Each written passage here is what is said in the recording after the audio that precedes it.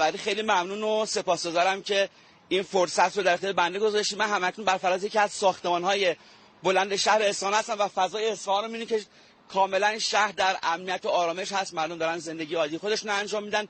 فکر می‌کنم حدود یکی دو ساعت پیش نیمه شب صداهایی در آسمان اصفهان شنیده میشه که اون چیزی که ما اطلاعات کسب کردیم چند تا ریز پرنده در آسمان اصفهان حرکت می‌کرده که مورد هدف قرار گرفته و خب حالا تا این لحظه مسئولان امنیتی استان اطلاعاتی در این زمینه در اختیار ما نذاشتن. برخی از منابع هم گفته بودن که تأسیسات اصفهان مورد هدف قرار گرفته که اون چیزی که ما تحقیق کردیم این اطلاعات غلط بوده و هیچ جایی مورد هدف قرار نگرفته. اصفهان در امنیت و آرامشه و مردم دارن زندگی عادی خودشون انجام میدن.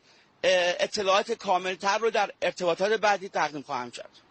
بله، خیلی ممنونم از شما آقای ستوده، خبرنگار خبرگزاری صدا و سیما در اصفهان. انشاءالله در ارتباطات بعدی و در گفتگوهای بعدی اطلاعات دقیق تری از اتفاقی که امروز در اصفهان افتاده و در اختیار شما بینندگان عزیز و ارجمند قرار خواهیم داد. همراه ما باشید.